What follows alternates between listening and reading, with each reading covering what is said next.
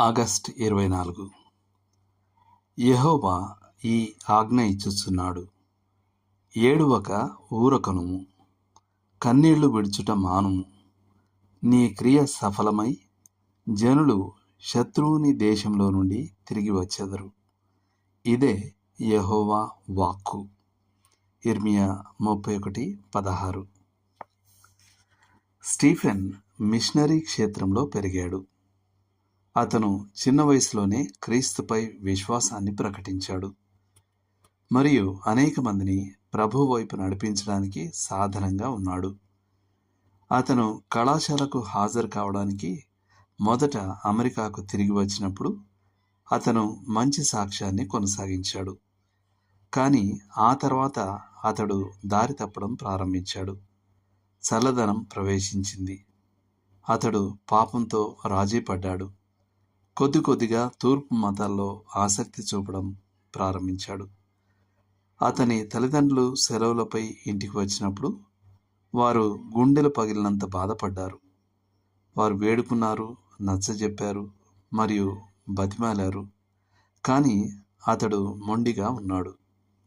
చివరకు అతడు మరో ముగ్గురితో నివసించే చోటుకు అతన్ని కలవడానికి వెళ్ళారు. అక్కడ వారు చూసింది వారిని పూర్తిగా కుంగదీసింది. వారు ఇంటికి వెళ్ళి కన్నీరు మున్నీరుగా ఏడ్చారు. వారు పడుకుని నిద్రపోవడానికి ప్రయత్నించారు, కానీ నిద్ర రాలేదు. చివరకు తెల్లవారుజామున 4 గంటలకు వారు లేచి ఉదయకాల ప్రార్థనలు చేయాలని నిర్ణయించుకున్నారు. సాధారణంగా ఆ రోజు వారు ఇర్మియా 31ని చదివేవారు.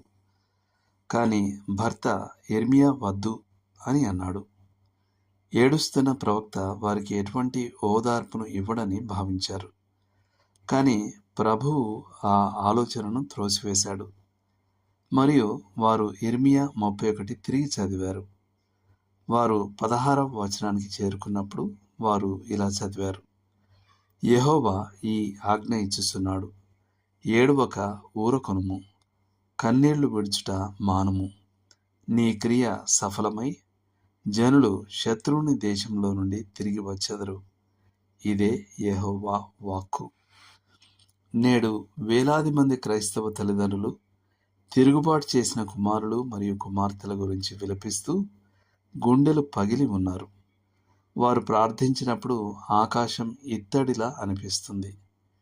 దేవుడు తిరిగి పడిపోయిన వారిని ఎప్పుడైనా పునరుద్ధరించగలడా లేదా పునరుద్ధరిస్తాడా అని వారు ఆశ్చర్యపోవడం ప్రారంభిస్తారు. ప్రభువుకు ఏ సమస్య కూడా కష్టమైనది కాదని వారు గుర్తుంచుకోవాలి. వారు ప్రార్థనలో కొనసాగాలి. కృతజ్ఞతతో అదే విధంగా కనిపెట్టుకోవాలి.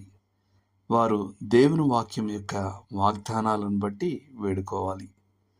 పైన పేర్కొన్న తల్లి ఇర్మియా 31:16 వాక్యాన్ని తన కొరకు అన్వయించుకోవడం సమంజసమా అని అనుమానపడినప్పుడు ఆమె యెషయా 49:25లో ఇలా చదివింది: నీతో యుద్ధము చేయి వారితో నేనే యుద్ధము చేసేదను, నీ పిల్లలను నేనే రక్షించేదను. దేవుడు మిమ్మును దీవించును గాక.